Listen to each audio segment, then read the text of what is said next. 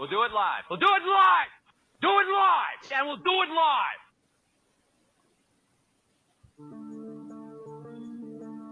I'm a libertarian. What I'm getting is, did you vote for Joe Jorgensen or Trump? Who? Joe Jorgensen. That was the perfect answer. Thank you. And welcome everybody to the Libertarian Podcast review. We're going live tonight. We've got some rabble rousers in the group here. So what do? We rate and review podcasts, but tonight we're going to talk to some people instead. And we've talked to these people before. They are the most autistic motherfuckers you know. The Libertarian Alvin and the Chipmunks. Tonight we have the Towergang, and let's bring them in here. If I can do it. There we go. Gentlemen, welcome. Jose, Toad, and Fat Dave. How you doing? What's up? Doing all right. Doing good, man. I love that. I've heard the Libertarian Alvin and the Chipmunks. I fucking love that. I don't know. I didn't want to be like Clint too much, but you know, it was either them or the Wiggles. I don't know who you guys listen to. Well, the Libertarian Wiggles is pretty good too. They're both really annoying, so I don't know. Either way works. Yeah, I'm a little old for all of those, but hey, to each their own. Welcome back to Jose. Jose's been here before. Yeah, shut us off. So Fat Dave and Toad. Look, the first time I saw you guys was actually your episode with Dave. So I tuned in. I didn't know really much. I knew who you guys were because Jose had been on the show, and they pop in Dave there, and I'm like, what is this guy?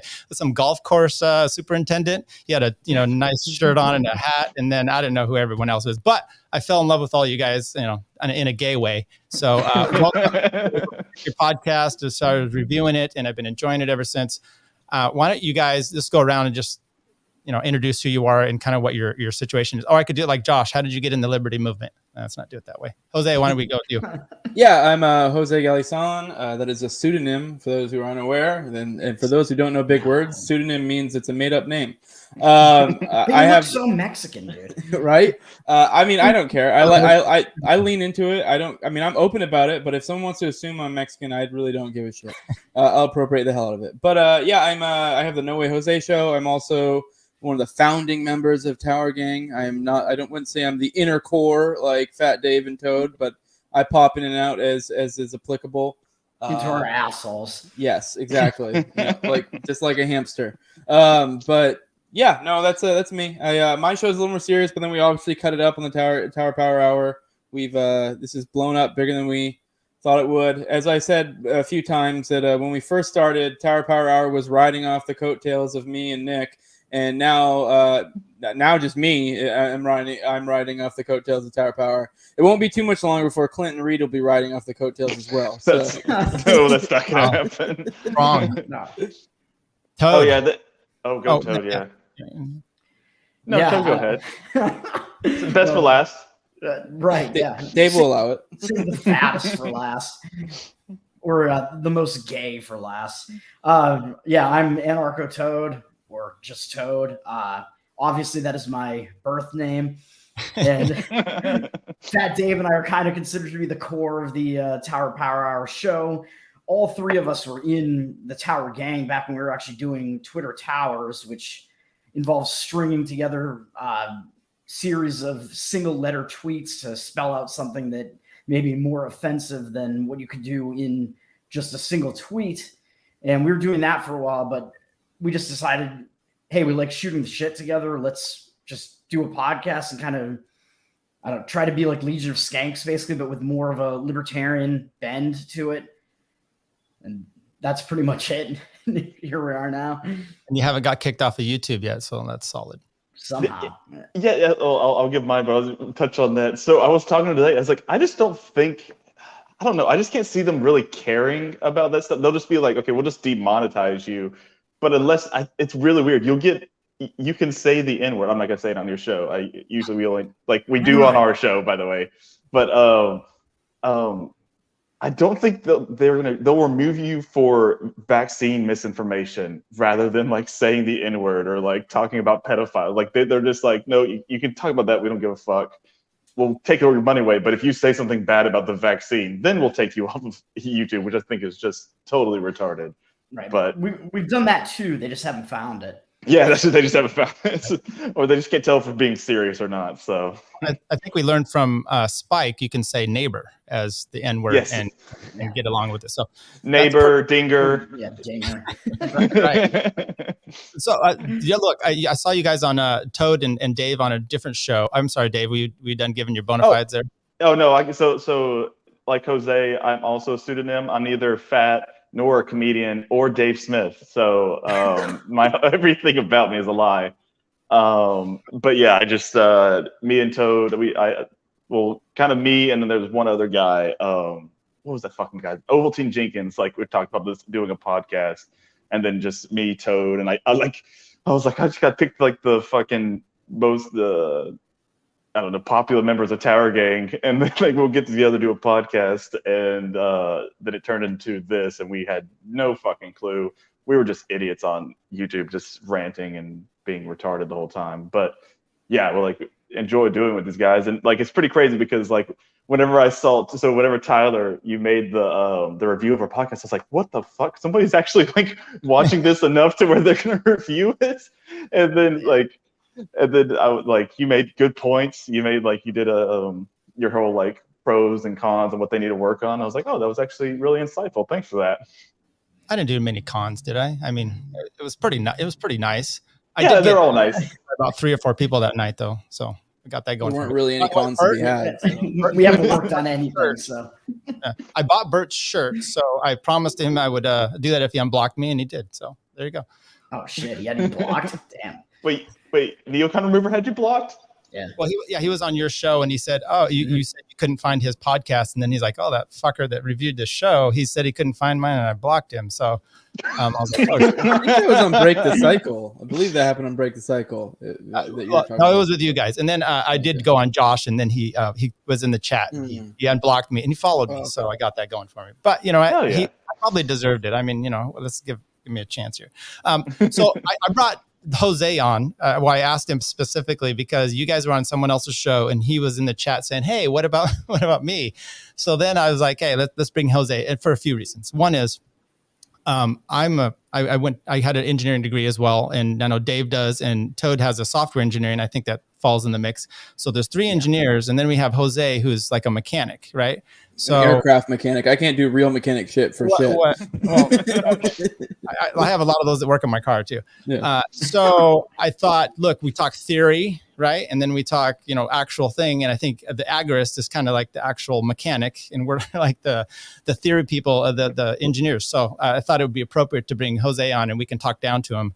And terrible idea. I'm an awful agorist. I don't grow shit. I don't know how to use crypto. I'm awful at tech. Like, pretty much I have a side gig, and that's about it. You're not fat. And I don't like doing politics because it's gay. That is agorism though. Like, just calling that's the best part of you being an agorist. Is you're just like, politics is gay. I don't want to take part in any of it. So you're telling me I don't have to knock on doors, and I don't have to give my money to people I hate? Awesome. So if Toad or Dave, you're going to go on Jose's show and review a book, what book would it be? Oh. So it's any book? It doesn't matter. Run. Any book. The handbooks.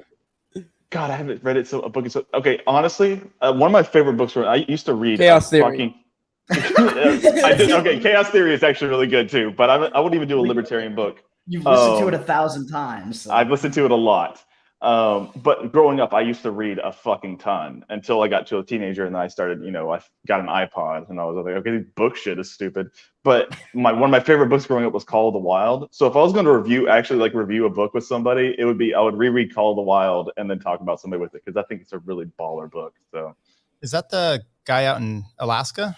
Yeah, it's the guy in Alaska, and it's about the dog named Buck, and him and the dog basically have to mush across Alaska. It's pretty awesome, and they made that movie about it with Harrison Ford. But it's the sequel's on the book. The sequel's buck breaking. Yes. It's Jack London. Yeah. Right. That's yeah. Okay. I was that's fine. Toad, do you read? I actually do. Although, if I were going to go on Jose's, I think that I still might go with Democracy, the God That Failed. Because I mean, I don't think enough people have even actually read it. Even people who claim to be Hoppians, a lot of them have not even actually read it. And if you have, there's like a lot to be had there, and it's kind of an evergreen book, I think. And fun fact, both of them have actually come on my show. Toad, we talked about towers. We went super autistic deep into every variant of towers you can think of. So if you really want to go on that tangent, you can look through my old one, look for the one with Toad. I can't tell you the episode. Did you talk about Eiffel Towers? No, I think that came in episode 12 of Tower Power Hour with Magnus and James. We were talking about very gay things, including the Eiffel Tower. Is that the one where you talk about Lucky Pierre? Is that what you're talking about? Fat Dave, when I had him on my show, we talked about all the different types of unities and the pros and cons of each. That was actually a really good episode. So and that was my first like podcast episode with anybody. It was before we even had our show. Yeah, mine also.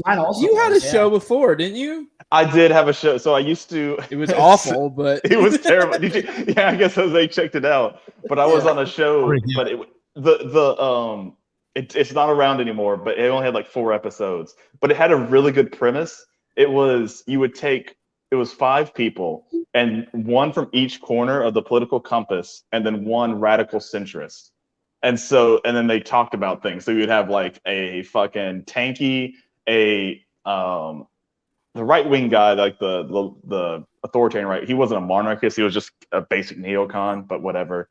And then you had like an ANCOM, and then me as the ANCAP, and then you had like a radical centrist, not like a regular. Who would have thought that only lasts a few episodes? Yeah, it also didn't help. It was like I was the oldest one, and the rest of them were under 18 years old. It was like with children. I remember listening to it, and I was like, you could tell only one of these people reads. Like these people don't know the fuck they're talking about. Fat Dave is not the one who reads. Yeah, the centrist was really fucking smart. He just wouldn't commit, So that they have on PBS. Well, yeah, that's like the Sunday morning shows or one of these PBS shows, except for with kids or pedophiles. It was really fun just because like I could shoot the shit with like somebody like totally disagrees with me, but at the same time I was like this also really sucks. Like this is not a good like these people are not good at podcasting. But if someone wants to take the premise and run with it, it's a great premise. I think it can really work if you have some legit people that know their shit, and then you could just go into and talk about a topic from all 4 corners, and then you can see like the unity comes up, like where you'll be like, oh, I kind of like when we talked about abortion, and then like me and actually the tanky I think was like pro-life, and it was kind of weird because like me and the tanky were pro-life, and then like the authoritarian right was pro-life too. But I feel like the most insufferable part of that show would end up being the centrist, especially if they're all well-read. Like I don't. For one, a well-read centrist, I feel like is an oxymoron. But like, so that I don't know. We talked about my episode with Cole. Like that's the thing. I don't mind people being centrist, but to be a centrist and be like, "Hey, here's my opinion on X, Y, and Z," it's like, shut the fuck up. Like, go be a centrist. I don't want to hear your opinion, though. I don't really care. Like, cool, you have opinions and don't commit to anything. That's great. Like, yeah. Sometimes the centrist is the person who they don't have strong feelings, because they're in the center. So they kind of go with the wind, and they just, I don't know. It seems like kind of how many strong like leaders do you know that are centrists? They're not. I mean, whether, whatever field it is. No, because it's, you can make an argument. Well, like the Democrat and Republicans are basically just centrist, just on like slightly each side of the political compass, just like a little bit to the right and a little bit to the left. Well, yes, but again, like, but 3x5 card. Yeah, basically, yeah, yeah, they're terrible. They're some of the worst because, like, the middle of the political compass is just amalgamation of a lot of like every worst part of each side of the compass gets in the middle, and you're like, ooh, it's all milk toast and gross. And I would legit rather interact with anyone on the outside of the fucking the compass as opposed to anyone towards the middle. Like it's just Like, don't get me wrong, I can interact with them on like a day-to-day basis, but when they speak up with their opinions and are opinionated, and they want to be like, well, I think this is what we should do. Like, I don't really care what you think. So No, they don't say this is what we should do. They always just go like, I think we can come to a compromise here in the middle. That's what they always say. It's like, no, there's no reason to compromise in the middle. Like, it's either one or the other. Like, in the middle doesn't work ever. yeah, instead of killing the baby, we'll just cut it in half. Like, Now you're getting biblical. yeah. You have to be the one who refuses to allow that, man, and then you get custody of the child. Right. Wait, Tyler, are you also like, are you religious, like a Christian or anything? That's where we draw the line. Yeah, I am actually. I've talked to Jose about this. Yeah, I'm a Christian. I have no problem with that. Oh yeah, that's like me and Toad are too. So it was All like, right, see you guys. No, I'm just kidding. Remove Jose. No, it's funny. I was one of my friends that I was talking to today, and he was actually talking about you, Jose. I won't say what it is, but he's pretty religious, and I was mentioning to him that some of these guys like Jose or Reed that I talked to, I would have much more in common with them than some of the religious people, because you don't really care what my religious beliefs are, because I'm not, as the libertarian type of person I am, I'm not pushing them down your throat.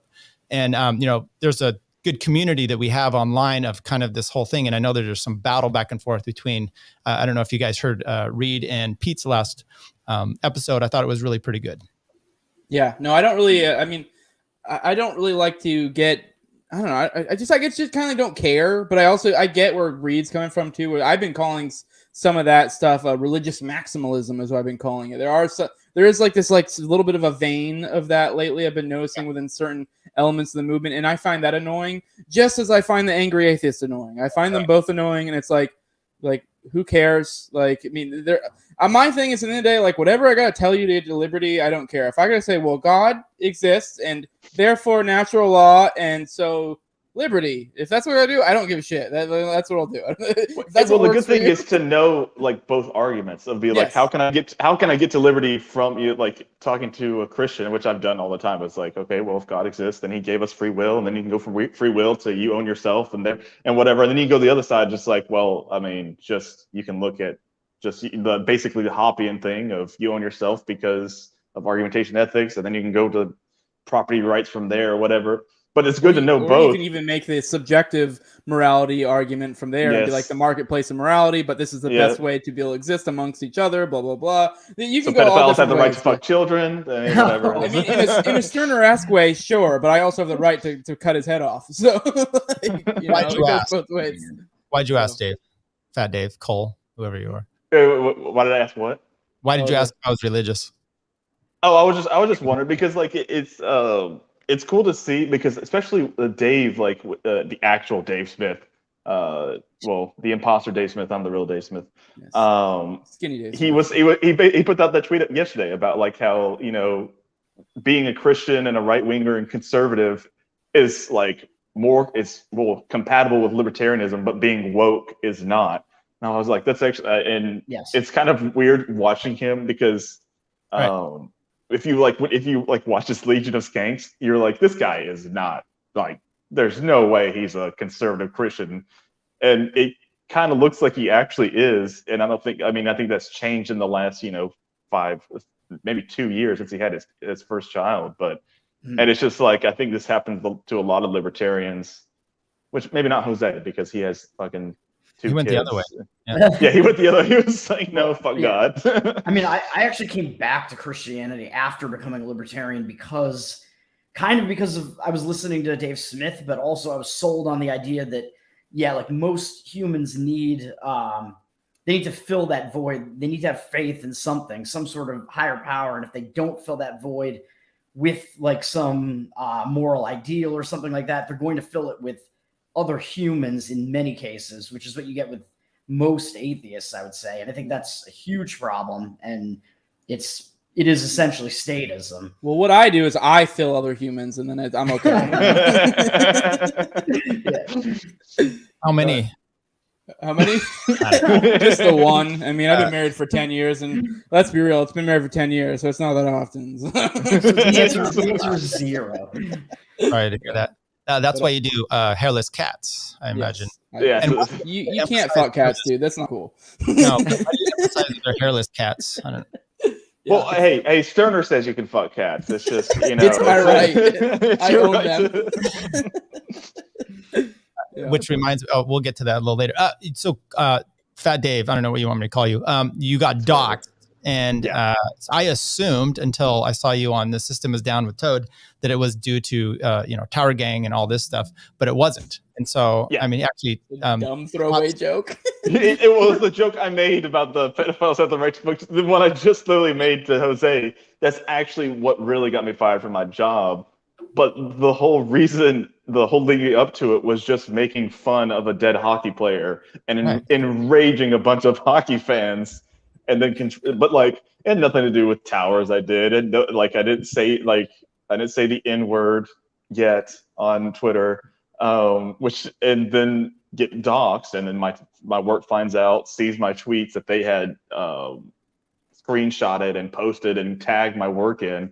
And then fucking lose my job. And then, like, I think I mentioned on Dan's show, like, it's kind of a weird, like, silver lining, or just like I don't know what you would call it, like predestination kind of thing, because they're super large corporation. They do a ton of federal work. They have over 100 employees. So, like, if I was there right now, I'm pretty sure they would be forcing me to take the vaccine, or they would be forced to, and then they would have to move it on to me.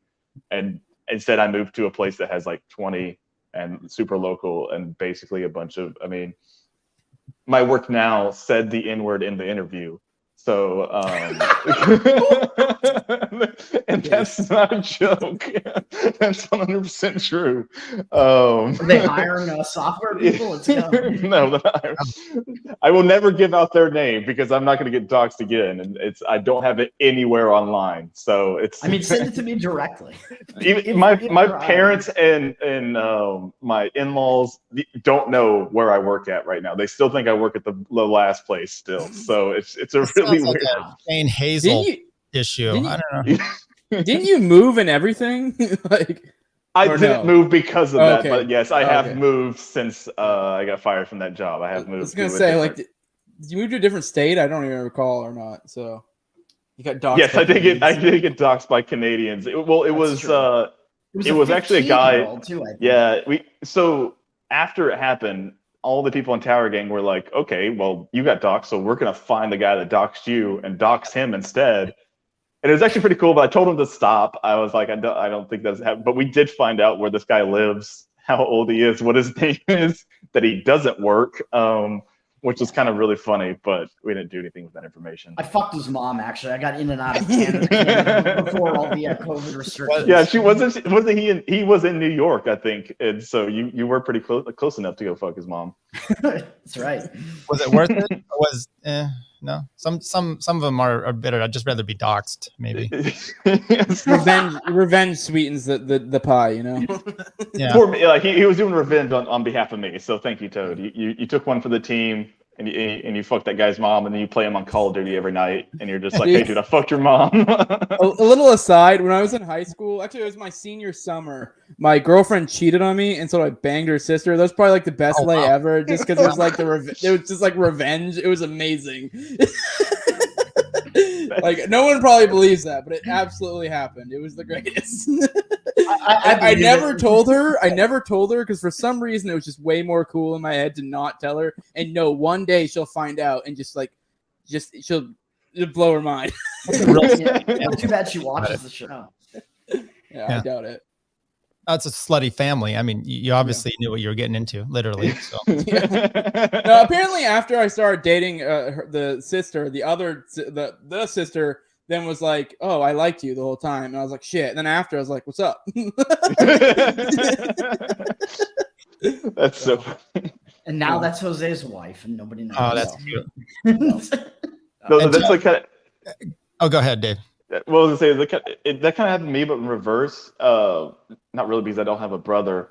But the night I had my first kiss, my best friend through high school, and actually he was a groomsman in my wedding, also had his first kiss with the same girl right after me. And so I thought you were going to say you kissed each other. No. I was going to say you fucked your wife's sister.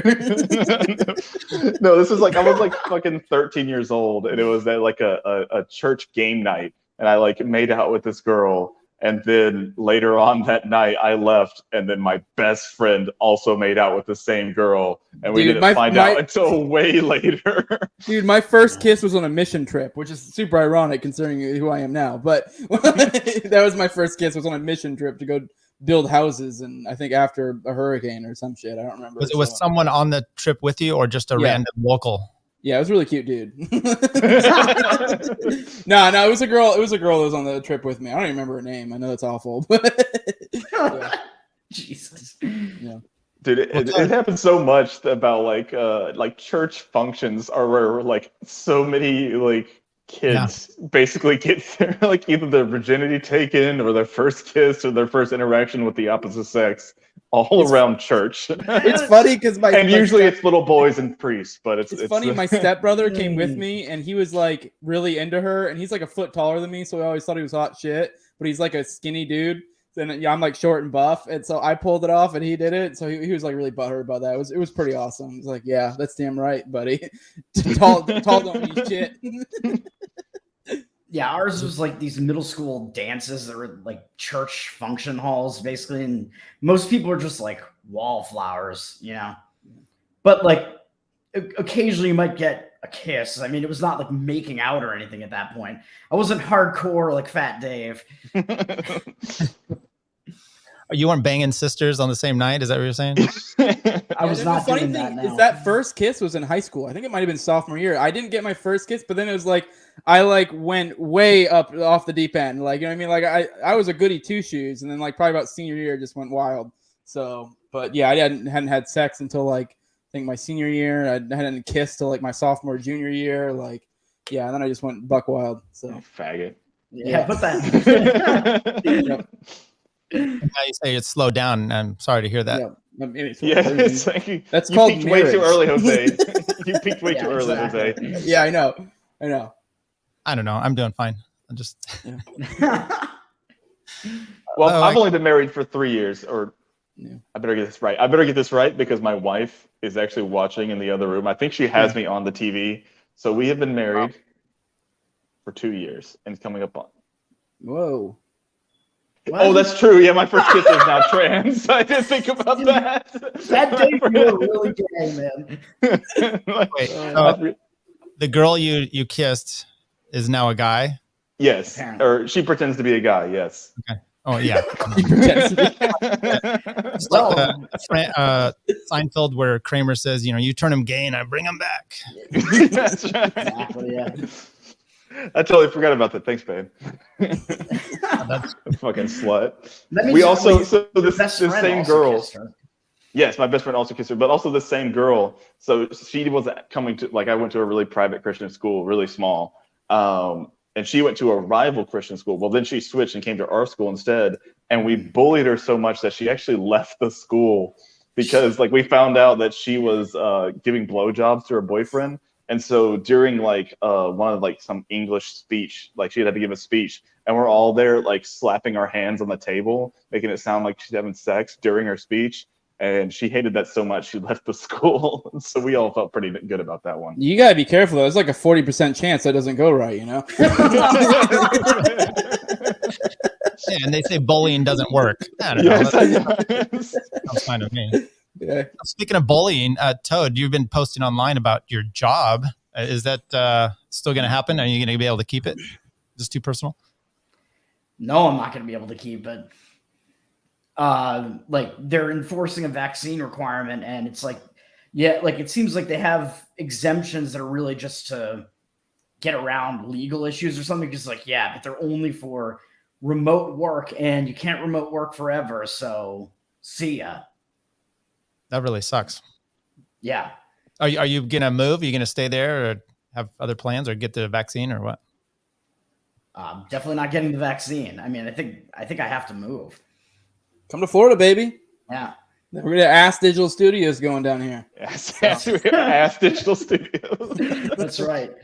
Yeah, we're not kidding. We've been kicking around the idea of trying to figure something out. We just need Clint to fork out the money. Well, it's ass digital just because we finger each other's assholes. Yes, that's what we do. That's 90% of our workday is just we just finger each other's ass, and then the last 10% is do one podcast.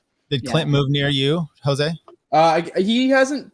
I guess he's in my. He's like chilling right now. He's literally homeless at this period of time. He sold his place. He's just chilling. I think he's like Miami, waiting to go or some shit. I don't know. He's gonna be the Tom Woods 2000. I guess he said he's gonna figure out where he's going after that. I'm trying to get him to come near where I'm at because I'm joking, but sort of not. We have been kicking around the idea of doing something along those lines, and he seems sort of serious. So I don't know what the future holds. So Orlando's like central Florida, but I don't want to Florida. So. I don't want to have to drive 2 hours to go in the studio. Fuck that. That's basically what Dave does. I think Dave was in like New Jersey and like their the headquarters in New York. He literally I think he usually actually flies in. I think if he ever does it, he like flies to the studio and goes in. What? That's why. Private jet.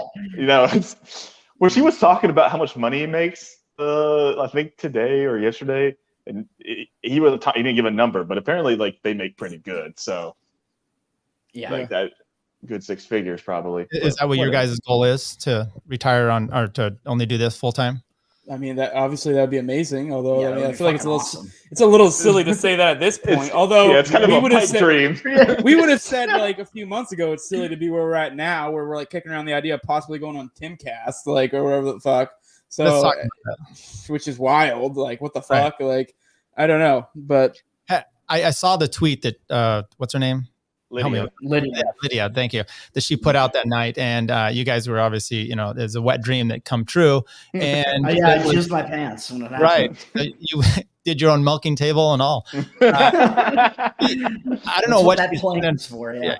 I don't know if her plan is to just ruin the show, but it doesn't seem wise. I don't know. Okay. I sent this in the group chat today because Jeremy Kaufman is going on Timcast tomorrow, and I was like, listen, if they're gonna have on Jeremy Kaufman, it's not much difference from going from Jeremy Kaufman to us. I mean, he's also successful. Yes. I mean, we can all do respectable though. I mean, I have my show. I mean, but yeah, it's a little bit of an in between here. This vibe. We don't want to go full bore because we don't want to, be dropping N-bombs on someone else's show.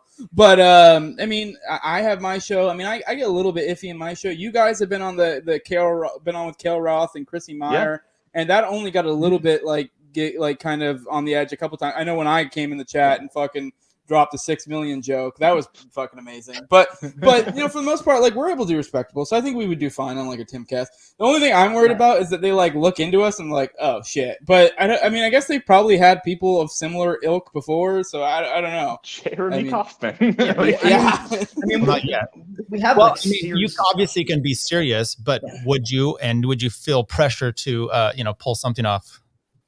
Nah. I mean, so I would be serious. I would try to lighten it up and poke at the things that I know Timcast doesn't get shit for, but people give them rib them a little bit, and I would do something with that. I would maybe we all show up in beanies. I think there would be I think there'd be some funny thing we could do, just because we would be listen, we're gonna be funny. We can be serious too, but I would I was someone was joking about you should say niggardly, just use it in it's a totally fine word to just every time that we get to talk, well, now that you're done monologuing.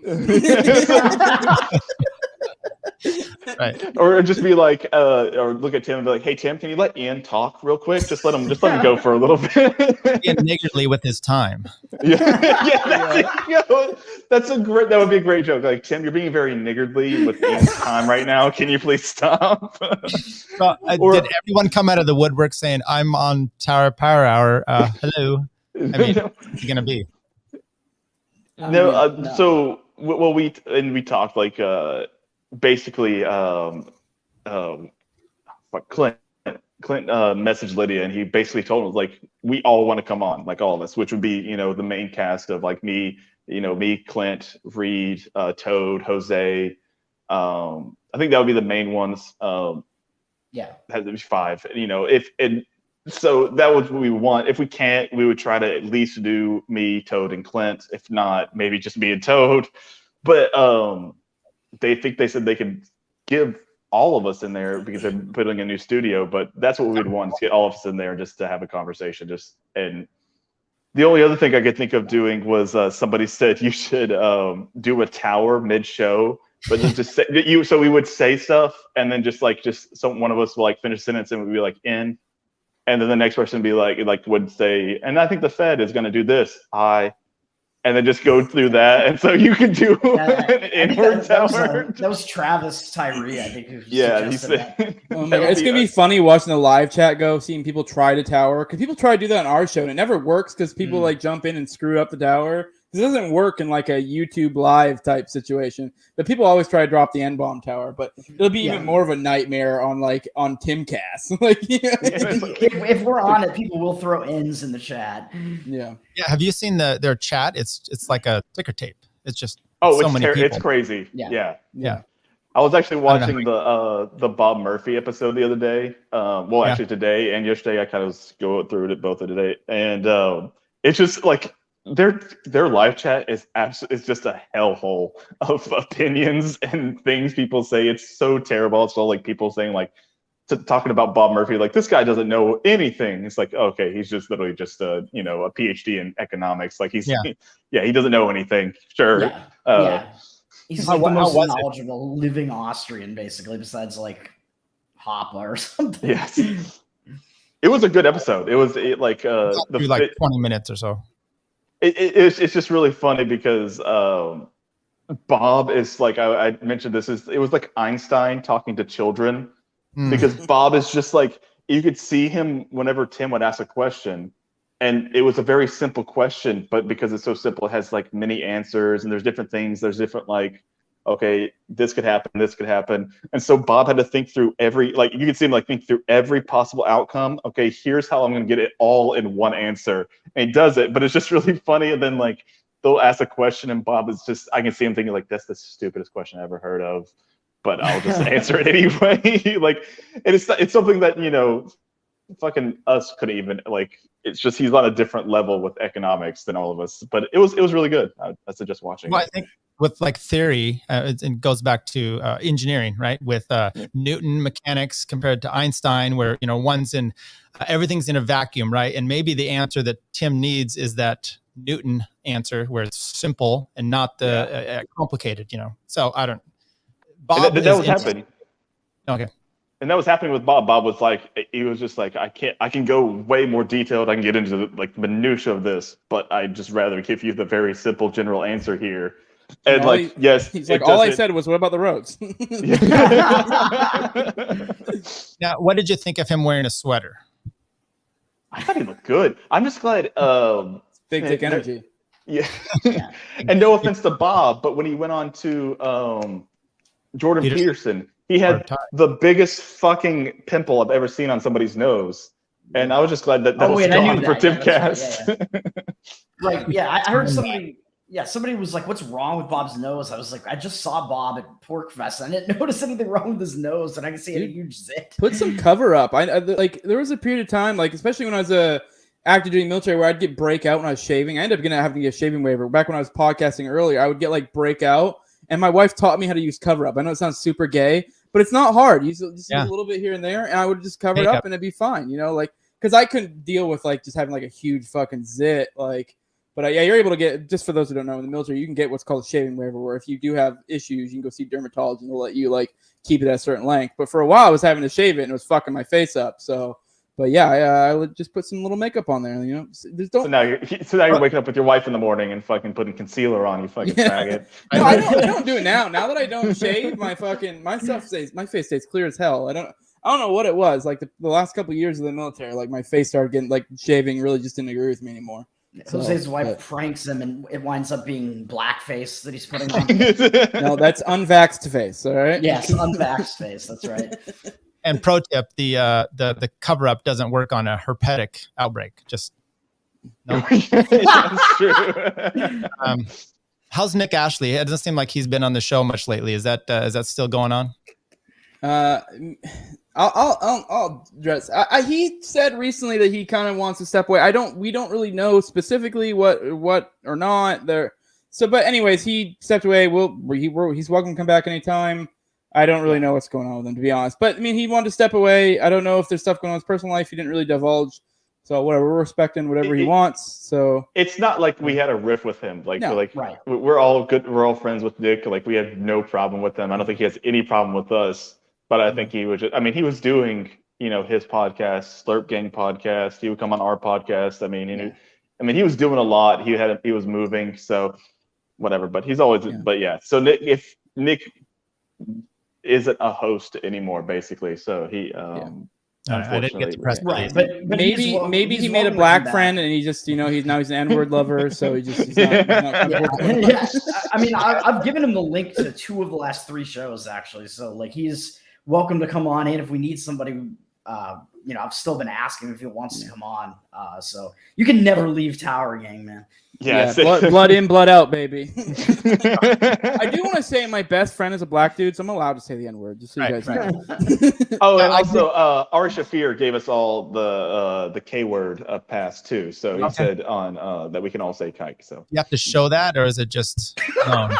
Yeah, you could just, I'll send you the clip. You can just clip it, keep it on your phone. It's basically like a Vax pass. But you can just. I refuse. You can wear. It's a little star you can wear. Really, it's a little star you can wear. Now, I'm German. I don't know if I. I mean, my roots run deep. I don't know. You don't qualify. I don't. Not the engineering German that I am. So yeah. I'm German too. So. I wondered when I saw your full name on Robbie Bernstein's show. It seemed I don't know what you were. Oh yeah,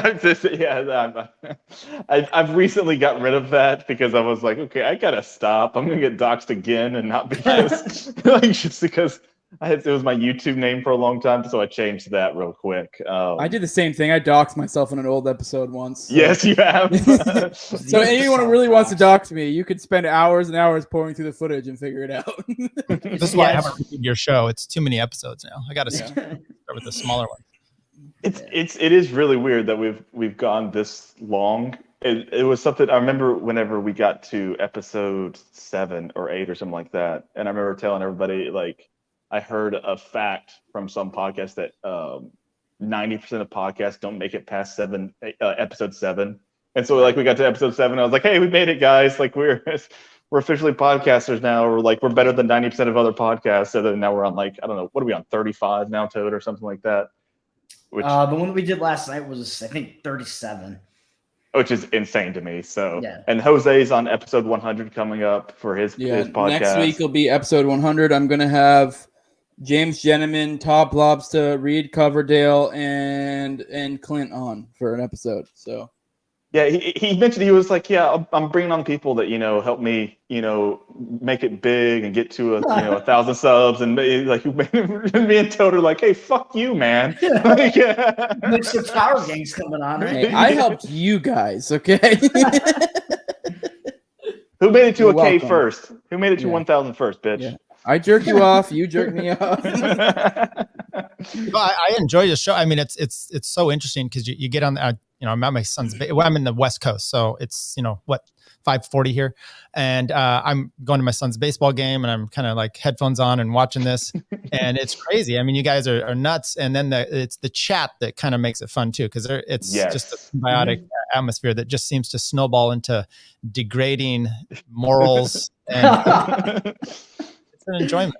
Yeah, I will say, I do want to say, though, that the key to our success, and I've said this before, but I don't feel like we say it enough, is we had an inbuilt fucking community already when we started. Yeah. And so we essentially had this, like, multiplier effect of the network effect, essentially. Like, we had the network effect, and it had a multiplier added onto it, essentially, because we already had an inbuilt. We had, like, the way it started with the Tower Gangs is that, like, we were literally the second Tower gang that came along. We always joked that we were the beta team or whatever. We always joked about which team was alpha, which team wasn't. Yeah, and like there was a bunch of Tower Gang group chats that were kind of like coordinated amongst each other. And whenever we started a podcast, like we had all those people that kind of then came to there, and especially like the group chat we were part of, we had a giant community, like a good sized community. Yeah, and so we already had these like people who not only were like fans, they were friends. So and then so it just spreads out from there. So that's a big thing. We just had like this network effect, and so I really cannot say it enough that to thank you to the people that like pay attention, because the people we see in the group chat, a lot of those people are friends, people we've known for a while that we've been talking to for damn near almost a year. Yeah. So and we have some of them on the show as well. Yeah. So, and that's where I think most of our success came from, was that.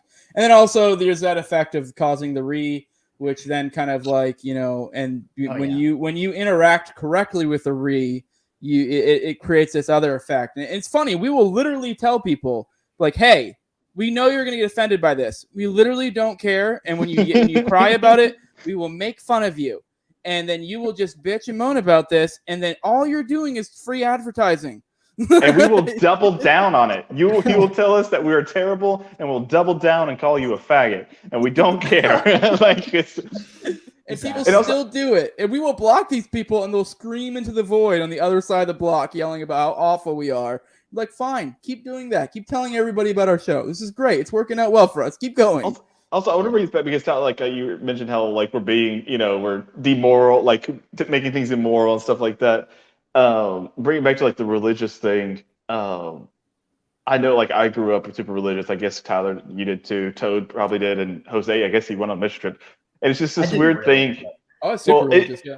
It's just this weird thing of like, a lot of people in that community of super religious, or they hearing like they still think the things that we think of, but they're just way too afraid to say it. So hearing somebody else say it or joke about it or make light of it, and it's weirdly attractive and magnetic to different people. At the same time, it can be very repulsive to others. But like you might not be like, I'll never talk about this, but I'll listen to somebody and I can realize that it's a comedic and that it's it doesn't mean anything, and it's just something that you would talk about if you could with your friends, like your very close friends. They're like, okay, I'm not gonna get judged by my friends, but I'll talk about fucking dick to ass ratio. I don't know if that ever comes up to anybody else besides our podcast, but it's just weird. Like we wanted to make it seem like basically how it started was we just like, this is the conversation we're already having. Why not just share it with other people? And basically it'd be like, and the other thing was like Jose said, we had already these friends and they came in, and like Monday night became like, let's just hang out in front of everybody and we'll talk like we do. It's, instead of just typing, we're just talking to each other, and then the group in the chat on the live chat on the side is joining in, and we talk to them and we just have fun. And then like, we're all libertarian, so we spurg out on whatever fucking you mentioned LP Texas in the pre-show, like we spurg on whatever stupid lolberts are doing, or like whatever, we'll get an argument about some, like I don't know, some stupid shit, and it's just really fun, and it's just like I think people can gravitate to that. And I also think another thing was being on YouTube and actually doing video is super helpful for these type of podcasts. I think. I think seeing the people and like getting the visual element brings people back more than just listening. I know people like just to listen to, get on Spotify or whatever, which we're there, shameless plug. But I think there's a really important thing to having video and doing it live and being like a part of a community. Right. Yeah, I mean that live is blocked by Bert and a few others, but yes, I go ahead. Sorry. Yeah, I was just gonna say the live thing, especially with our network and like basically borderline like this thing between friends and family or whatever the hell that we've created, like having the live effect and going on YouTube live, there is that like it is a hangout. Like I know we're talking, but we will like be watching the live chat and we'll be highlighting their comments, and we shout out our homies all the time, like Brandon Cluffington, Travis Tyree. Brandon's a hilarious guy. Travis is the workout dude who's like a super autist. Like we know all these people, and we'll be dropping their names and stuff, and we're like, it is like a hangout. So, and there is something to like that. But there is definitely, I also do think you do need to like diversify too. If you're a podcaster out there, you need to diversify. You need to be doing YouTube. You need to be doing everything, dropping yourself on everything, because you never know what's going to get killed.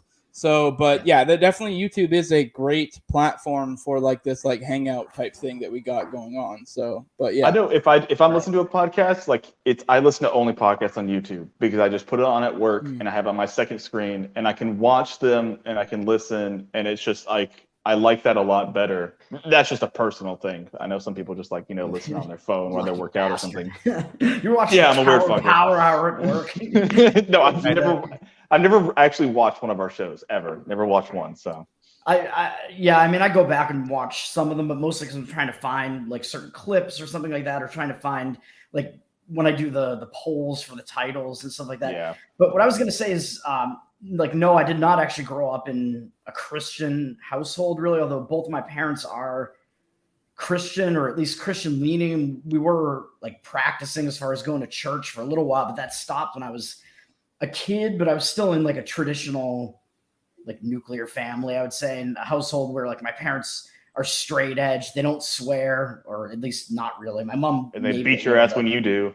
I mean, my dad was kind of like a spanking type of person because his dad was like kind of a military mechanic. I got spanked, man. Who would do that? I didn't. Yeah, it wasn't too extreme for me, but I guess even just growing up in that like sort of kind of a trad household, it was kind of just like, I'm gonna, like, the way that I rebel is I hang out with my friends and we say crass shit a lot. And then as far as like we'd always do that in high school, college, whatever. And then once it got even up until like maybe 5 years ago, I would say, is when it's like the Trump era, is when the culture started becoming this like PC thing, and that kind of just got lost, where like you couldn't do it at work anymore, whereas you'd be able to do that before.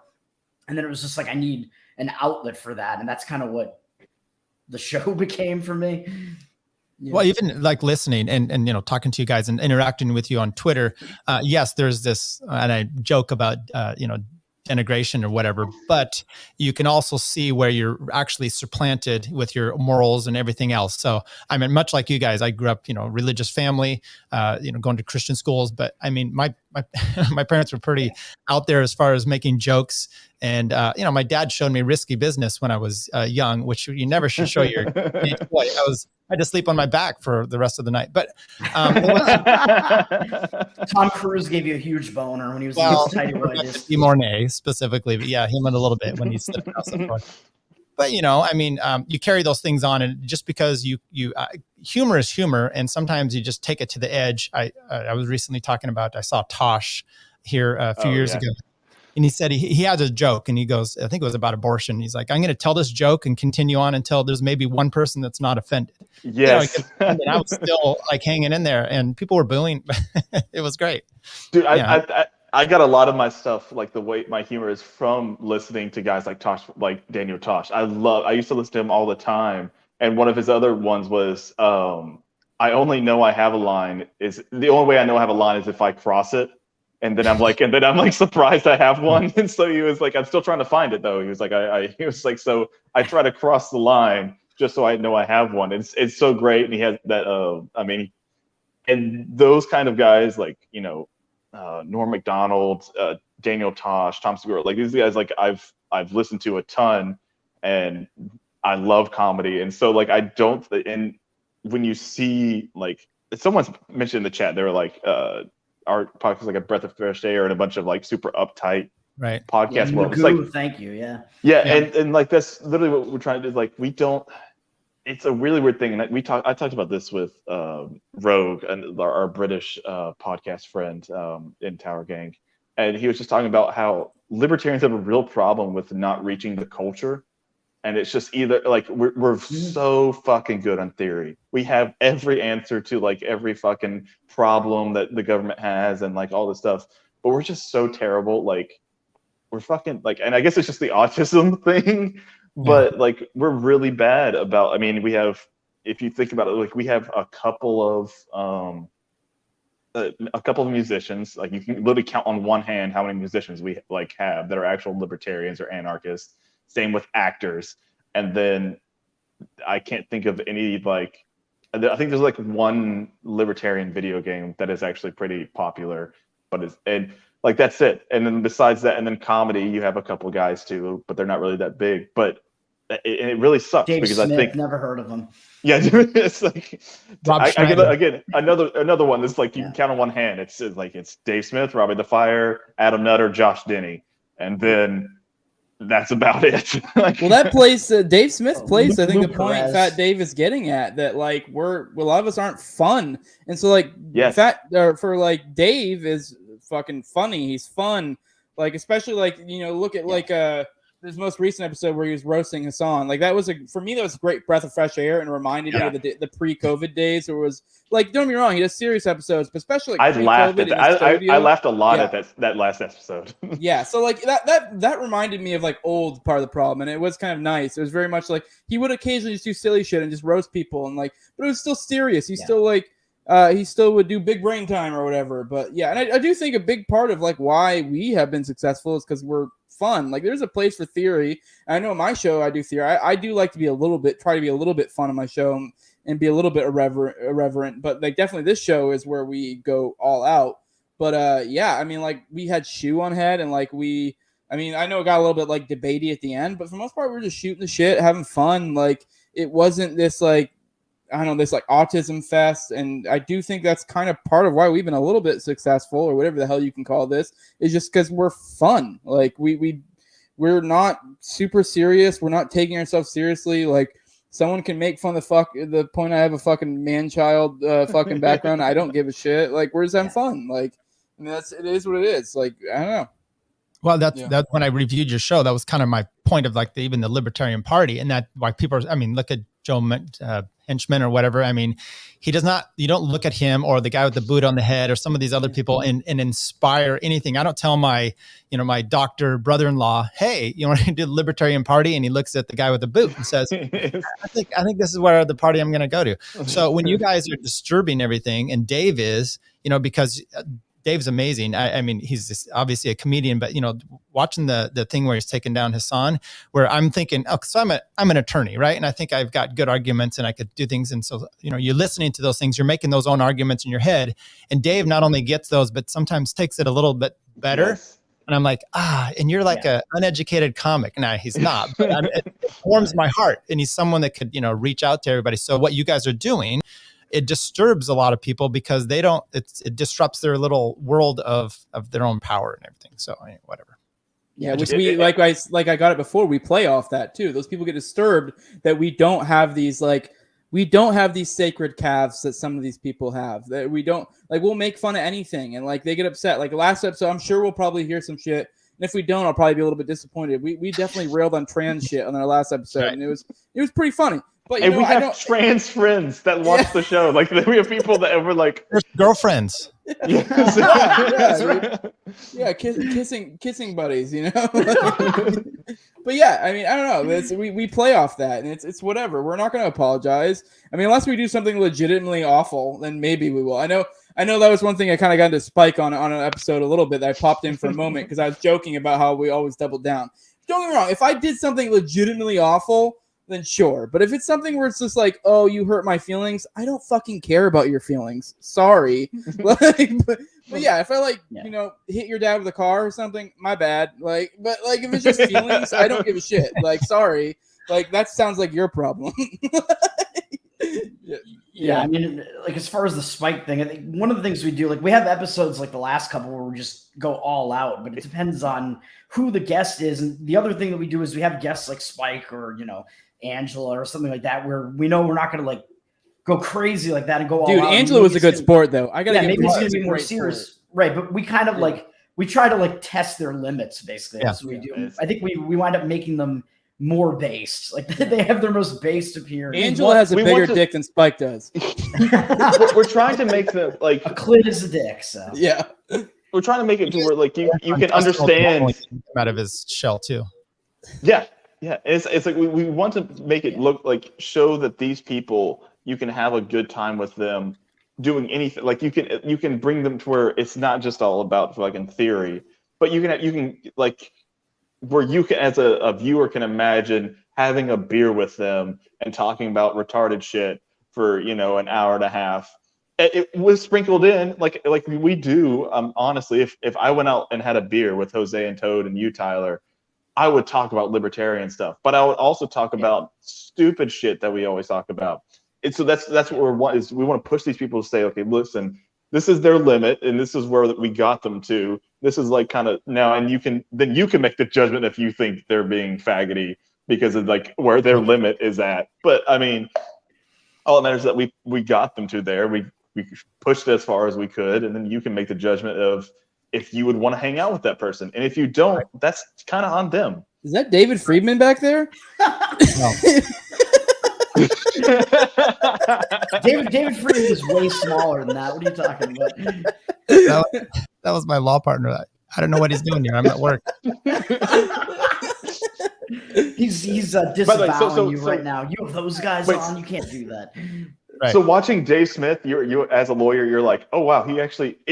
I watch it and I'm like, okay, he makes such great arguments. I wouldn't think of that, or the way he does it. So as a lawyer, you're looking at that and you're like, damn, he actually makes like he really does take these people's arguments and point out all of the fallacies, and then but in not just a calling out fallacies way, I'm guessing. Yeah, and maybe I'm a bad attorney. I don't know. I got Bert to follow me online. I got Toad to play wood on his ukulele. On Oh, was that you?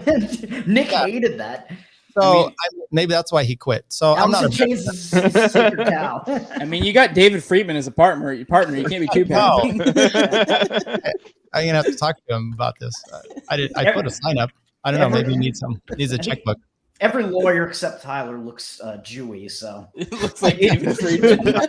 David Friedman does look like every other lawyer. It's weird that he's working with a German dude. I've always wanted with Friedman. I'm like, someone just comb his hair before he does an interview, or not. I guess I don't know.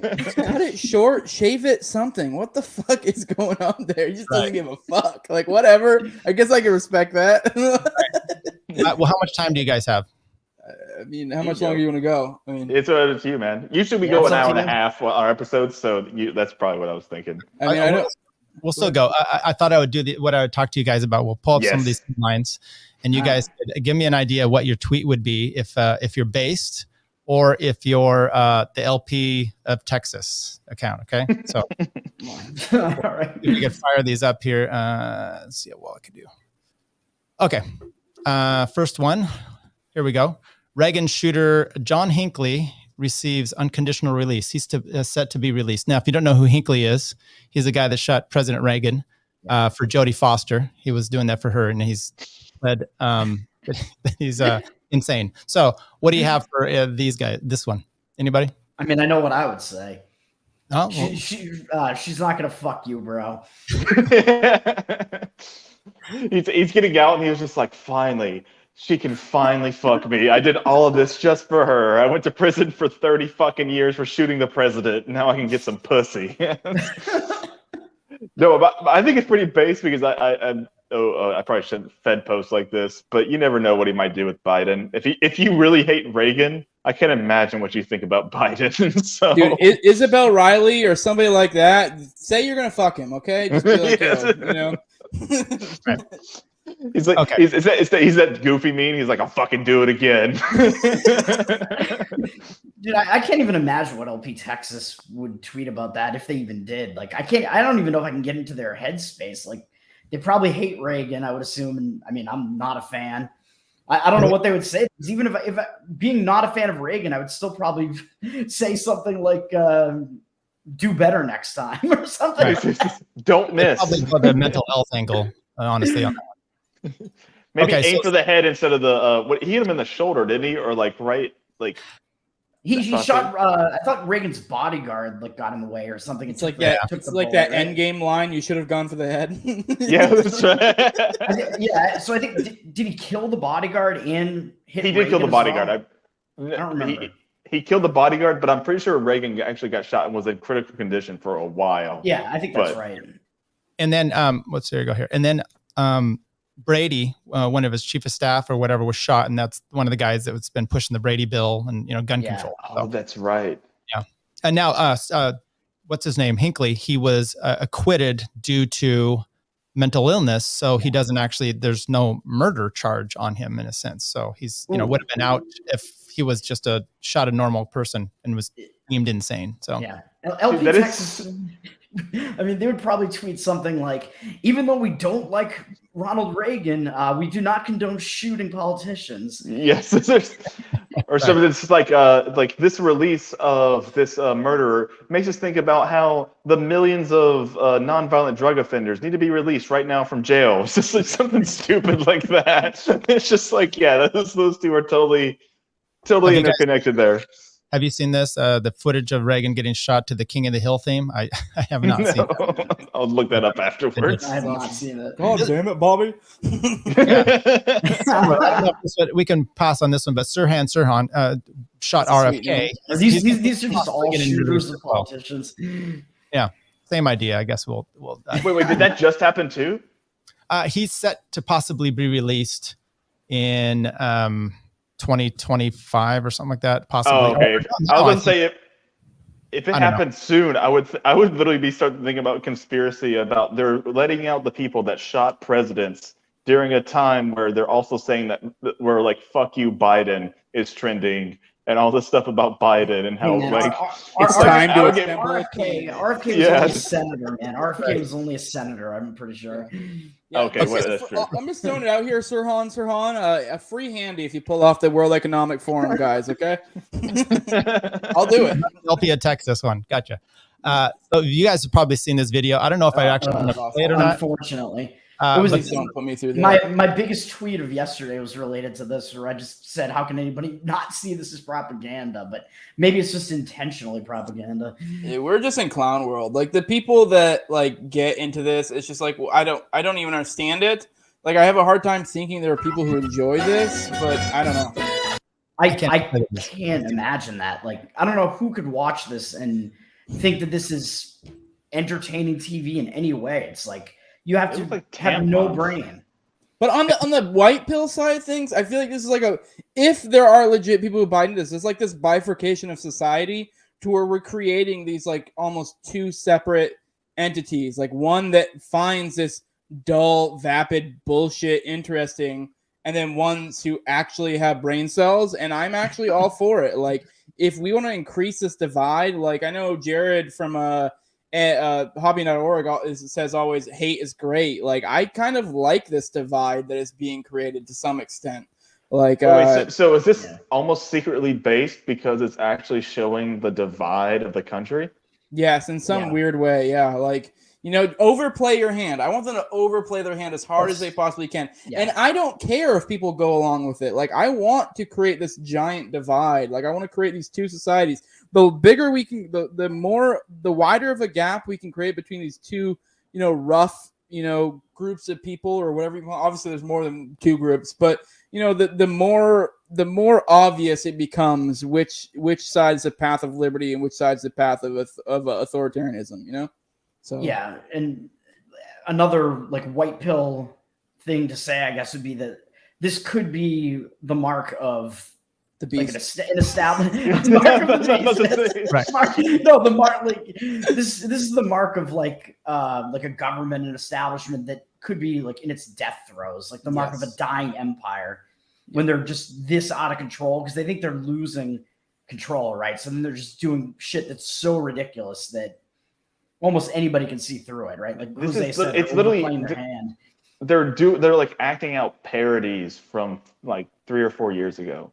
Like if you just go like read like parody like the Babylon Bee from like I don't maybe even just a year ago, they would like do this shit and you would be like that can never happen. Like this is like it's so outrageous. And then you're like you see it happen in real life and you're like we're living in a clown world. Like it's weirdly like this pathetic parody of like old school authoritarian propaganda where but at least like the old school authoritarian propaganda had like teeth to it, which I mean I guess this kind of has teeth, but it's like such faggotry that you're like it's so pathetic that you're like I don't know, it's just like a different class where it is pageantry. Like this it's a pageantry for faggots. Yes, pageantry. Exactly. Pageantry. It has this different pathetic effect to it where it's just like that video though was so Hunger Games like. I mean, it was over the top. It was really weird. And Colbert, I don't know. I've never really. I'm sure is it cool now to say, but I've never found him funny. And now he's. I mean, I found him funny back in the Daily Show way back when. Yeah, in the Jon Stewart era, I think he kind of was. But it was The Jon Stewart era was when he was actually kind of funny. Whenever he would just come on as he wasn't a guest, but he was like he always did like that one bit that he would do. Well, yeah, and then he had his own show, the Colbert Report, a little bit after which that. was good for a little while. I thought it was interesting, but I was like, yeah. It was when I was in college, and I was like almost like a neocon at that point, though, and I was sort of like being converted because I was surrounded by all people that were against the 9/11 response, and I had to basically realize and admit that I was wrong. But yeah, that fucking vaccine skit thing reminds me of like Schoolhouse Rock or something, but not entertaining in any way and just blatantly awful. It's totally LP of Texas in its original intent. But it's in a weird Jose twisting the narrative. It is kind of based because it does show the complete like divide between the two sets of vax and unvaxxed Americans, and the fact that the people that want us to get the vaccine think this is the way that they're going to convince unvaxxed people to get it. It's so retarded. That's a really good way of putting it. The vibe of that video is actually the vibe of the LP Texas account. Yeah, it's like they would probably say, well, he was a little pitchy and he's, his shuffling wasn't quite right with his dancing. But the point he made, we'll let him go on a 9 out of 10 or something. It's just like we understand. Like I don't know. I don't even know if I guess they're not okay with vaccine mandates. I don't know because I haven't seen them. I blocked them. We all blocked them. Me, Toad, and Jose all blocked them. So. Well, they blocked me. And then they blocked us back. Yes, yeah. I think if you ask them, they wouldn't say. It's like that thing where it's like what is it? The giving a speech thing where like if you ask them, are you against vaccine mandates? They wouldn't. They'd say no, but in this long. Like, well, but and no, and there's like a whole speech. It's how can you tell a leftist? It's are people inherently good? And if they are people equal? Yeah. Well, the malice one. The malice thing. Yeah, is right. Do they think that people are equal? Is that what it is? Something to do with I don't know if it's equal or like yes. Is everybody? Yeah, it's you do blacks have rights, is what he's saying.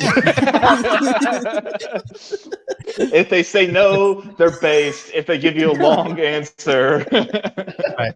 Did they mention the Civil Rights Act? Okay. Here's one for Jose because he's been God all night. So this lady says, I have threesomes with God. It's the best sex of my life and gives me heavenly orgasms. I don't even know what the fuck that means. I mean, Jesus is okay. Jesus, take my butthole is what it means. I mean, I will say she has a sweet rack, so I am God. I'll go with that. I mean, it's natural, right? It's a bit large for my taste, but not bad. It's like that line from Team America: World Police. It was like, I don't think I could ever be with anyone ever again unless you could promise me you'll never die. And he goes, I will never die. I am God. Wait, so Tyler, did you actually read the article?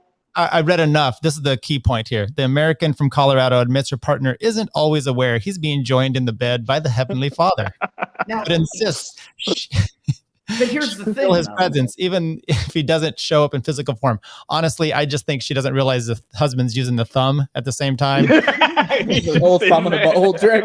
No, she just doesn't No, realize. babe, it's just God. Trust me. she just doesn't realize that there's this other dude back there who's just like an old dude with a gray beard or something. Yeah. No, I swear that's just God. If I was to make a tweet out of this, it would be only reads the title Chad versus reads the article Virgin. Yeah. By the way, I don't know if the line under that is saying a prayer before they get down to business. Nita said that prove their orgasms are sick. So before they fuck, they actually pray, which might be the most trad thing I've ever heard of. Dude, that is one way to get me back to religion. Dude, you know what she's doing here, man? She's just trying to advertise her OnlyFans account. Right. That's what's going on here. My orgasms are heavenly. Come subscribe. She's just pulling the old Twitter fucking trick of like, oh, taxation is theft. Look at my boobs, and then there you go. That's Well, all and it is. as a Christian, that old tried and true. God fucks me. Look at my boob. Dude, I don't think this makes any sense. You don't invite God to come watch you fuck. God is just there all the time, Right. and he's watching you fuck when you're fucking. I Well, maybe maybe you God have- at my back door. God is inside of us all right now. So Yeah, I mean, exactly. it's basically. If God was fucks one of us us, all. right? Yeah, Yeah. exactly. What if Joan God Lord, was baby. one of us? Just a slob. That is like an one of insane us. fucking dude. It's when you look at the headline, there is some really fucking. I watched a YouTube show that basically they go through. It's called Weekly Weird News, and they just go through the craziest headlines of the week. And goddamn, they always find like the stupidest shit. But that's a great one.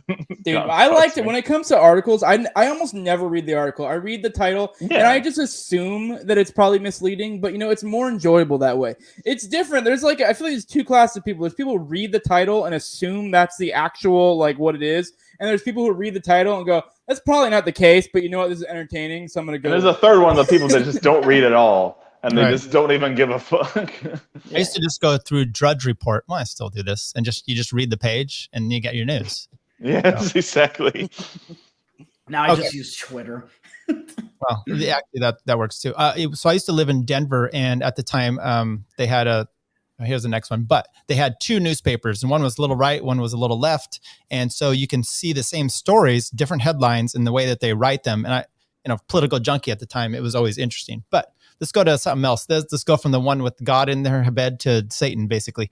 I'm proud, hot wife. My husband likes me sleeping with other men. Yeah, I I mean, think- you could just shorten that to "My husband is a cock." There you go. That's based. Yeah. Yeah, I mean, whatever. I mean, if you looked at that too, I could totally guess that. I mean, whatever. He's not a bad looking dude. Exactly. Like he's not bad at all. I don't understand. It is a very weird thing. We talked about this. I feel like you're projecting here, Fat Right. Dave. It's not weird at all, guys. It happens to a lot of men. My wife is getting fucked right now by a black dude from work, but don't worry about it. I too have a hot wife, but I do not allow this type of behavior. This actually is just a picture of Fat Dave and his wife. Now. I don't understand how do you find out you like that? That's what always is my question is how do you just go, always wonder if they just walk in on them cheating and then just to suppress their emotions, they're just like, no, I like this. This is definitely what I like. And they just start jerking off. Yeah, I think that might be right. Yeah, and that is the most beta move that you could possibly do. Oh, don't worry, honey, I like that. Instead of get the fuck out of here, bitch. Yeah, no, There's I don't know if you guys ever watched Arrested Development. Yeah. Yeah. But yeah. So one time the guy that never nude, he's talking to his wife. Tobias. Tobias, thank you. An analrapist, right? He's an analyst. Therapist. And he's like, oh, she's like, let's have an open relationship. He's like, you know what? People always say that, and it never works out for anybody. But for us, maybe it will. Yeah, That's interesting because Tobias is definitely gay. So does that mean that every cuck is also gay? Well, this guy is. I mean, a little bit. I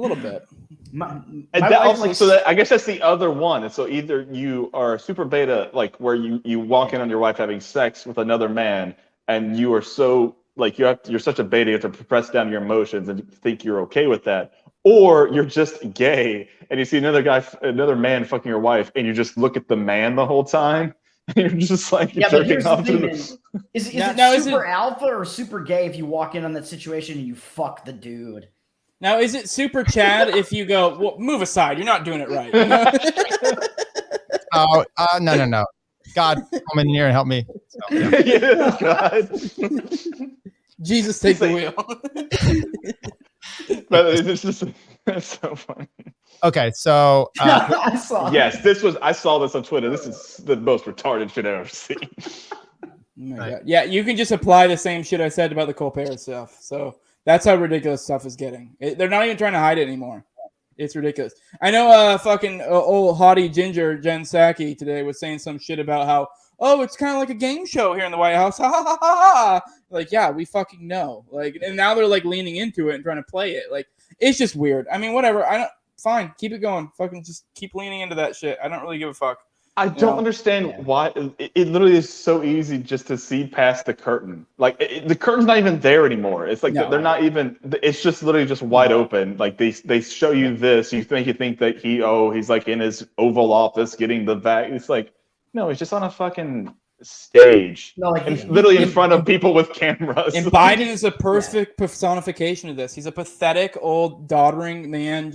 He's just like he's clearly being led by his handlers. Yeah, he's just a perfect. He's a puppet. Yeah, it's exactly what it is. He's a perfect example of what the current situation is. Do you believe he's even getting the vax here? Do you actually think it's the vax? I don't know. Does it matter? I don't care either way, really. I mean, he's a puppet. They could be giving to him for real, anyways. Like they don't give a shit. Like I don't think it's real. I really wonder. I really wonder how many of the actual higher up people, like the fucking whoever, I mean, actually take the vax. Because I'm pretty sure they know, like, we have a little bit of information on what it can do. I'm not going to get your channel banned, Tyler, but the vax is totally effective and it works in every way. So don't ban the channel. But besides that, these people know, like the people at the top, they know what. They know what it does. They know the risks. And they probably know more than we do about what it actually does. So, and if they know that, I can't see them actually taking it. So, I just tweeted. I said paging John Wilkes Booth, and that's that's a good one. Yeah, jump down onto the stage, baby. But like we're in a situation where like not only does the emperor have no clothes, but the emperor is like at least 6 inches deep in everybody's asshole. Yeah, and like a bunch of people still don't realize it somehow. Well, I think we're at the point where most people are realizing he doesn't have clothes. It's just a matter of how do we react to this, Yeah. So a lot of people are just like, shut the fuck up, don't say anything. You don't want to say it. Don't say it. You're gonna get in trouble. And some of us like no clothes. Well, that was the thing with the emperor that has no clothes. It's like everybody realized it. They saw he had no clothes, but they didn't want to say anything because they were afraid to, or they thought like they would be the outcast. But you're getting to the point now because at the end of the story is a lot of people. Someone finally, I think it was a kid in the story, says he has no clothes, and then everybody else was like, "Oh yeah, like we can now say it." And so I think it's getting to that where it's like more and more people are going like, no, this is total bullshit. But on the flip side, there's clearly a minority that are like, no, he has clothes, and they genuinely believe he has clothes. There is a minority that is. 100%. Oh, yeah, but so it's not. The thing is, they're all people in HR. That's not the people at the top. The people at the top know there's no. This is all bullshit. The people like us at the bottom know it's all bullshit. The people in the middle legitimately think it's actually totally real. Yeah, it's the horse for me. I'm losing it. Hey, Jose, I know you said you had to go. I have 3 more if you guys are willing, because these are the killers. Otherwise, I mean, Jose, if you have to take off. I got to bounce. If I want any chance to get Nookie tonight, I got to bounce. So that godwife really took it. Okay. Yeah. Thanks. I'm going to see if my wife wants to pray. That's very gay. That's very gay, Jose. Jose's going to walk in and she's already fucking another dude. And he has to deal with as long as I get in there, I don't care. I'm sorry you're going to miss this one. Oh, hell yeah, dude. All right, guys. I'll see you. No way, Jose, if you want to check my shit out. See you guys. Thanks, man. See you, Jose. Yeah. See you, Jose. Bye. Okay. This comes from the zoo side of this. Jungle's sixth secret. Horrifying tale of prostitute orangutan who is chained to a bed, shaved daily, and forced to perform sex acts on men. Oh, I think I saw this. One time. This is so disturbing. I mean, it's how AIDS was created. Yeah, I was gonna say this is AIDS 21 or whatever. It's gonna be the new pandemic. Right. I think this is where LP Texas would say something like, this is not consensual. We need to understand. And the base take would be just like, this is better than fucking a black woman. So it's basically. Yeah. If you're somebody on the left like that, though, how do you square the fact that you are kind of on the side of like animal rights with the fact that you're for like sexual degeneracy, I guess, in general? Like you have to deal with those conflicting things, man. Right. How are they? I just don't understand. How are they getting men to have sex with this thing? It doesn't make. I actually had to read this one because I was like, what? It's a palm oil farm in Borneo. And they would go there, they'd pay, and they'd rape her. And then it says later on here, she's terrified of men. No kidding. Oh god damn it! This is awful. Okay, let's go to the next one, which is Oh my God. That's literally like it's one of the worst things I've ever seen. It's so But terrible.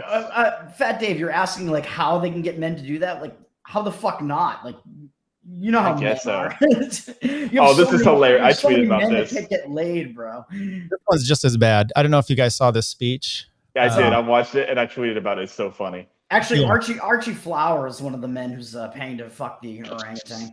God damn it! Oh, He just thinks of his mother the whole time. Oh, shit.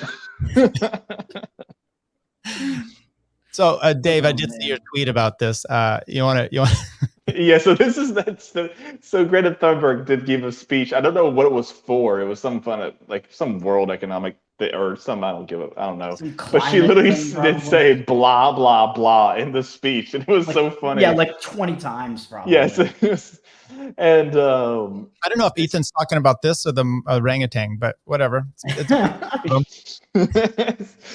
well, she's of age now, so you can rape her, and it'd be totally fine. Dude, she looks like she's 12. She has no tits. I don't think know the age what's is going on here. the determinant. Your Honor, my no, you're honest. she showed me your ID at gunpoint. Okay. But yeah, and my joke was just like I thought she was of age now where her tits, because if you look at her, she still looks like she's fucking 12 years old. And Yeah. But yeah, this is so funny that she did say blah blah blah multiple times. Like this they wheel her out here, this autistic fucking girl. Honestly, you can feel kind of bad for her because she's been doing this since she was what, like 15, 14 or something like that. Yeah, she's got problems. She's Yeah. being used as like a propaganda tool. you know? 100%. And by now, it's just like I guess she might have bought into the lie. She's of age now. But she's been manipulated so much that now, Right. now she just says blah blah blah instead of saying anything. Which not like she was saying anything good before. No, But Yeah, and it's like, are people still going to listen to her? Like, what she is saying is, that is literally what Joe Biden says too, though. Basically, they just both go up there and mumble, and I don't know. they both have the same level of intelligence right now. It's just like it's just differing things of mental illnesses. It's just two different mental illness stages. That's all it is. right. Exactly, and I tweeted that out with an Arrested Development and Law reference simultaneously, just for Tyler with the blah blah blah. Holy fuck! This. I don't know if you've seen this. So this one's been in my news wheel for a few years. Oh my god! And if you, I'm going to read a few clips from this. 2018. Yeah, because it's a evergreen. It All doesn't right, all right. So I mean the headline says it. You think it says it all, but it doesn't, because some of these, it was a guard. He was sexually, and then they go to court and they're able to actually identify him. Some of these comments here are pretty good. The 47-year-old who bragged to his victims of his nickname of caballo, or horse in Spanish. Hell yeah! It's because he uses ivermectin, man. He wasn't circumcised. It was big, and it was like a hook. It was humongous, and it was curved. One 38-year-old told the court, "If it didn't stink, I would have been all over that shit." Oh my god! That's hilarious. Yeah. So I It don't had know a that smell like he didn't wash or take a shower. It was a really strong smell. Hey man, some women are into that. And, Yeah, that's crazy. it's actually just because he was uncircumcised. Like maybe that's what God was trying to do. It's like apparently, like, if you're uncircumcised, it just stinks really bad because of that fucking flap on the end. Maybe God had a point all along. Maybe this guy was Jewish. He would have been fucking all the women inmates, and they would have been totally fine with it. Now the thing is here though, like if you have like a huge horse cock like that and it's actually like curved, I'm assuming he's saying it's curved upward. So like that's good if you want to have like missionary or like cowboy or something like that where you're facing the chick, because you want the bend to like be hitting one of the spots that's in like the front of like the cervix or whatever, you know what I'm talking about. But if it's like 12, if it's like a 12-inch cock, it's too long, man. What I'm saying is I have the perfect cock to hit the A spot. Oh my god, baby. I didn't see this. The first, it says now he's facing a long, hard stretch behind bars. God damn it. this is the with the New York Post. They know how to write. They have good writers there. That is so amazing. Like this is I just huge stinky penis. Yeah, Oh. he's amazing. God, Any other comments about that? Did they make milking tables for those ones? I don't know. Yeah, I mean, any To cock wash it, can hopefully. use a milking table. Well, with the milking, I mean, you just have to have a hole the cock goes through. So I think it pretty much. We know how. It can handle any size cock and any bend probably. What would LP of Texas say about this? Would they just be like, criminal justice reform needs some work or something like that? Something about criminal justice reform, something about, I don't know, the Me Too movement. Yeah, it would be about the Me Too movement. That's what it'd be about. This guy's super based, though. I mean, he has a huge cock. That's what's not based about having a huge, I'm trying to say huge and ginormous at the same time, like huge, enormous dick, but it's also stinky, but but stinky in a man musk way. So it's just him being natural. I mean, he's just super based. He was fucking babes. Like, this guy's awesome. Yeah, lots of rape there, so he's got that. Yeah, he's just Ron Jeremy, basically, like a huge cocked rapist. Tyler, would you have defended him in court? I'm sorry, what? Would you have defended him in court? Yeah. So one of my trial I had 6 years ago, this guy was accused of anal raping his wife while she was on Ambien. It was. Oh, okay. So it's that question about can you rape your spouse? Marital rape? Yeah, marital rape. Well, it started out. She's like, oh, their daughter. I'm disguise the people here. Their daughter was having issues. She was young, 6. She had some little things with her neighbor friend on a sleepover. So like, oh, well, she probably didn't learn this on her own. So they start wondering. The mom goes, oh, we're getting divorced. I bet dad's doing something. So she wants to see all his video and his phone records. And he's like, oh shit, I used to film her while I was giving her Ambien and banging her in the ass. So I'm going to get rid of all this stuff. So he dumps all his that's his claim, dumps all his computers and everything. And then lost him in a boating accident. Yeah. So then he's got and then instead of like, no, I wasn't diddling my daughter. Truly.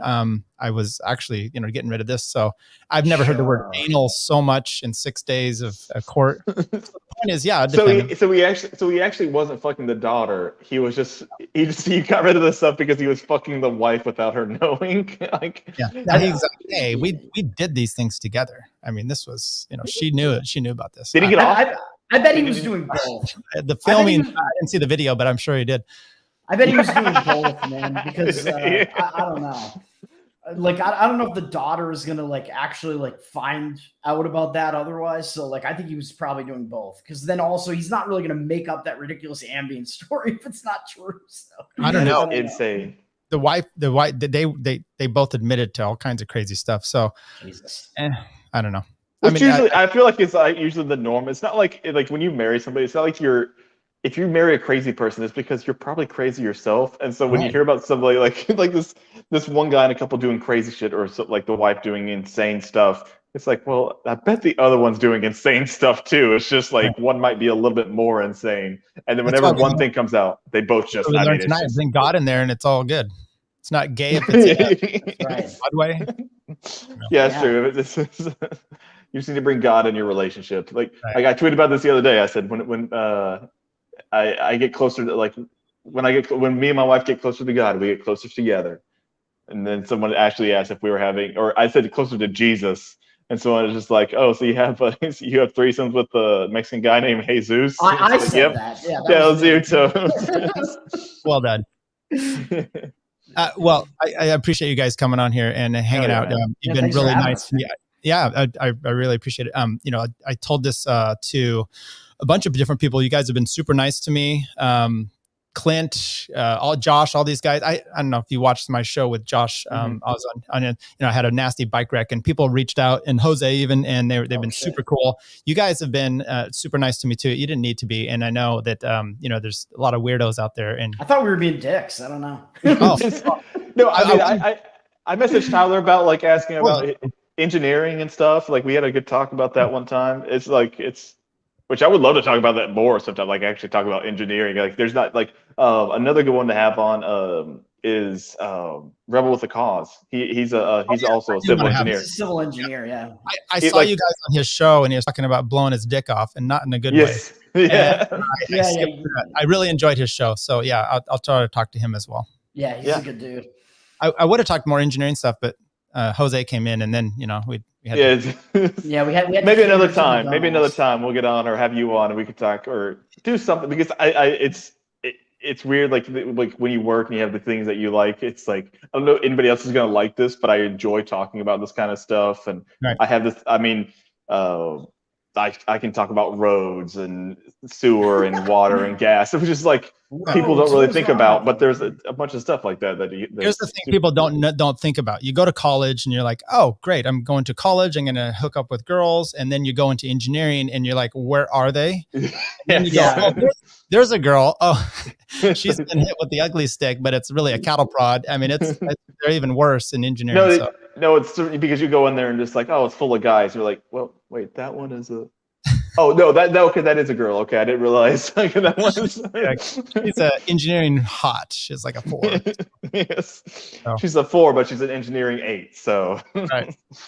Well, you guys plug your stuff, and we get out of here. Yeah. Well, we're both on Tower Power Hour. You can find us on YouTube, on Twitter. We're Towergang Pod. Yeah.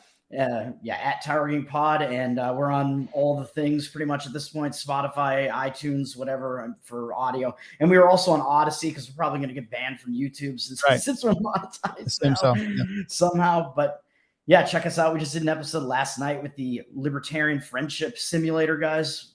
Right, that was insane. Some fun chaos on that one. And Jose is also on that show with us, as he mentioned. And up next on Monday, we got Phil Labonte coming on. Oh, good. We're going to talk some music stuff and wherever else it goes. And then we have Ashton Birdie the week after that. So we got some good stuff coming up. And I'm Anarcho Toad on Twitter. Yep. And I'm Fat Comic Dave on Twitter. Follow me. I bet everybody. I toot my own horn, but I bet people know who I am on there. I post. I'm a stupid parody that posts random shit that I think, and kind of have a little bit of fun. But yeah, you can find me on Towergang Pod, and I run the Twitter.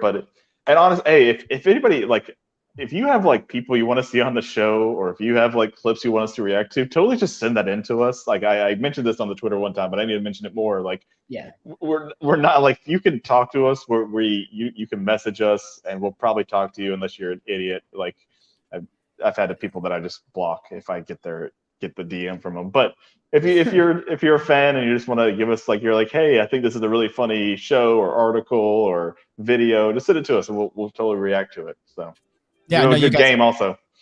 Right, you guys have been real nice. And by the way, I follow a few people because it kind of curates my feed down, and you two are one of them, or two of the or so. And so I overreact to your stuff. I'm not stalking you. It's just the few people. Dude, I do the same thing. Like I have a certain, like, I have notifications on for some people, and like they probably see, like, every time they tweet, I give them a like and a retweet. So those people aren't actually weirdos then. Some of them are. All right, guys. Good luck on Timcast, and everyone go check out their show. And I appreciate you guys coming on here. Thanks.